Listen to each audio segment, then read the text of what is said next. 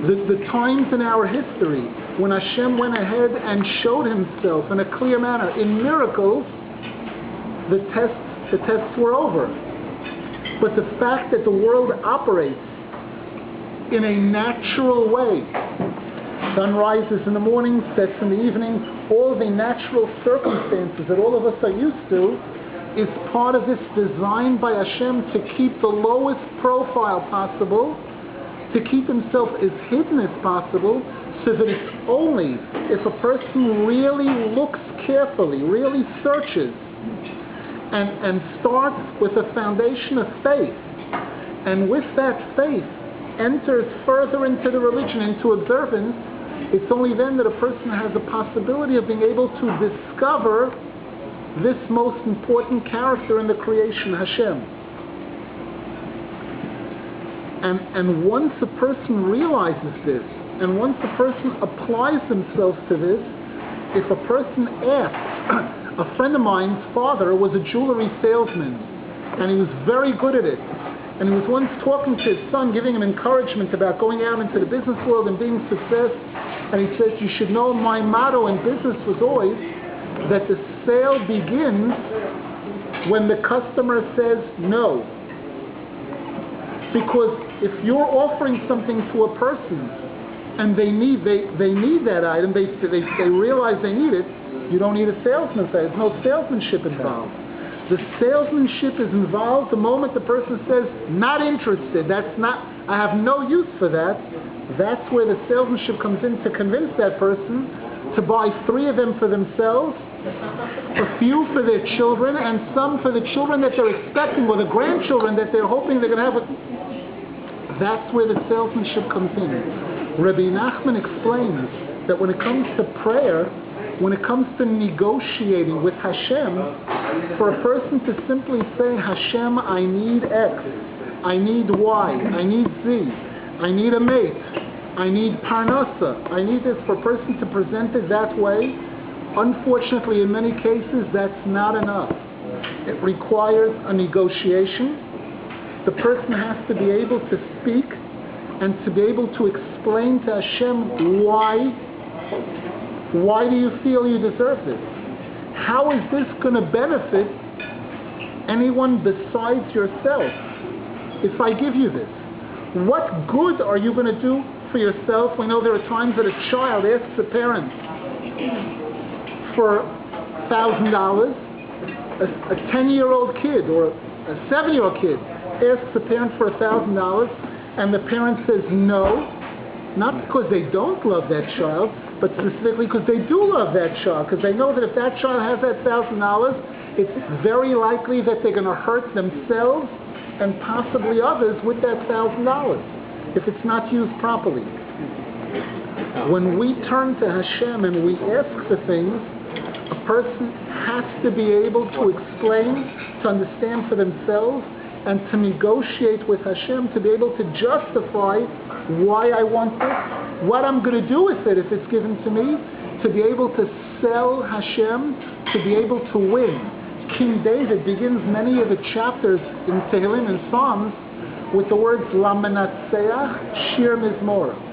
To the one, the Gemara says, Zamru Lemi Shemenatzchen Oto V'Sameach. We give praise, we offer praise to the one who enjoys being defeated. Hashem enjoys, most people, the last thing in the world they like is to be defeated. We know that a parent, those that have children, or people that have close friends sometimes, and someone's asking for something, someone's trying to sell them on something, and the first response is no, no, no, and when the yes comes through, you would think in many cases the person feels terrible that my kid convinced me to give this to them.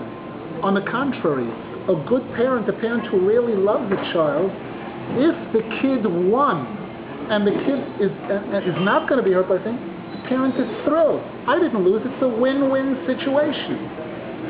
I give something to my child, not taking anything away from myself, because my greatest joy in life is to be able to give to the ones that I love. And certainly in the case of Hashem, when we're talking about in spiritual terms, on a physical level, that could be hard to understand. We understand If I have $1,000 and I give you 500, it's a simple calculation that I have 500 left. But all of us know that when you take a candle, if I take a candle and I light a second candle from it, the first candle has lost nothing in the process. If I take a candle and I light 1,000 candles from it, that first candle is still whole. Hashem is referred to as a light, a candle, our souls. Ner Elokim Nishmat Adam. The soul is a candle. Hashem doesn't lose anything at all in the process of giving to us. However, the Torah tells us that in many cases Hashem wants to see how He's testing your seriousness. And serious, the Torah tells us that when Moshe Rabbeinu, one of the most outstanding Jews of all time, when he prayed, when he wanted to try to invoke the kindness of Hashem to forgive the Jews for one of the greatest sins that they committed at that time, the Torah says, Vayichal Moshe et Pnei Hashem Elokav. He prayed for 40 days straight. Now a person would say, a person prays for a day, a few hours, and nothing happens. That's it. The answer was obviously a no. Hashem has obviously given me a no. But Moshe Rabbeinu understood that this wasn't a no. The answer was yes. The fact that I didn't achieve my goal today means the answer is no today, yes tomorrow. Yes could be in 2 days, yes could be in 3 days. And he had the faith in Hashem and the faith in himself. He knew his sincerity. He knew that he was justified in asking for what he was asking for, and he knew that Hashem had what he needed. He persisted and persisted and persisted until the Torah tells us he won. He defeated Hashem. At first, the first statement to Hashem was, step aside and let me at him. Let me destroy the Jewish people, and I'll bring forth a new nation of righteous people from you. Moshe Rabbeinu said, no thanks. And he understood, he took the hint that when Hashem said step aside, the implication was that he had the ability to block Hashem, that when Hashem seems to be wanting to throw his wrath upon us as a people or upon an individual human being, a Jew has the ability to override, to change that with prayer, to change that through faith, to change that through good deeds. And it was his persistence that allowed him to win.